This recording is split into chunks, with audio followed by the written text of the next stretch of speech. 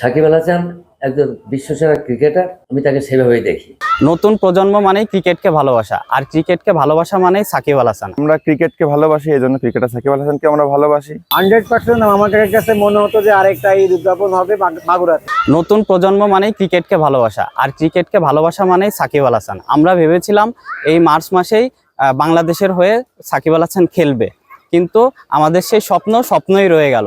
আরও ভেবেছিলাম যে সে বাংলাদেশের হয়ে খেলতে পারলে আমাদের মাগুরাতে আসবে, আর মাগুরাতে আসলে আমরা একসাথে ঈদ উদযাপন করতে পারবো, কিন্তু আমাদের এই স্বপ্নই রয়ে গেল।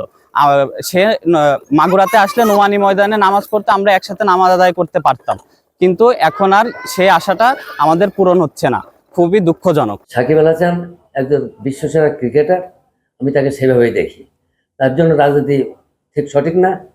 তাকে রাজনীতির ঊর্ধ্বে থেকে তার উচিত ছিল দেশের জন্য কাজ করা, এবং সে এবার ঈদেও যদি আসতো, শুনছিলাম যে আসবে, যদি আসার কথা ছিল, যদি আসে, দেশের জন্য অনেক মঙ্গল হতো এবং তার রাজনীতি পরিহার করে সে খেলায় আত্মনিয়োগ করতো, এই আশাবাদ ব্যক্ত করি। ক্রিকেটার সাকিব আল হাসান বাংলাদেশে ফেরার কথা ছিল মার্চ মাসে।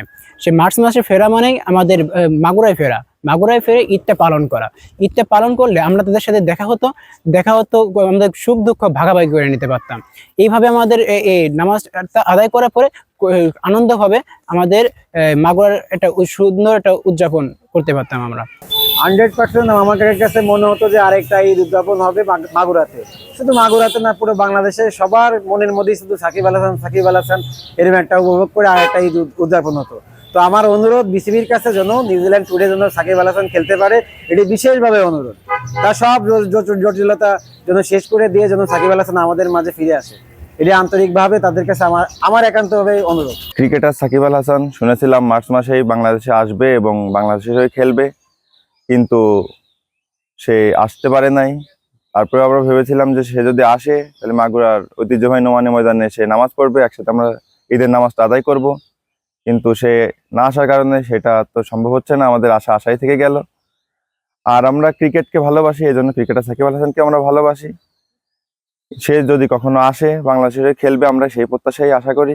যেহেতু আমরা ক্রিকেটকে ভালোবাসি আর সাকিব আল হাসান আমাদের এলাকারই, আর যেহেতু সে খুব ভালো ক্রিকেট খেলে, অলরাউন্ডার, অতএব আমরা চেয়েছিলাম যে সে আমাদের দেশের হয়ে আবার খেলা শুরু করুক, এবং মার্চ মাসে তার খেলার কথা ছিল, সেটাও যেহেতু হচ্ছে না, চেয়েছিলাম যে সে আবার ফিরে আসুক, এসে আমাদের সাথে ঈদের আনন্দটা অন্তত ভাগাভাগি করুক। আসলে সেটাও হচ্ছে না।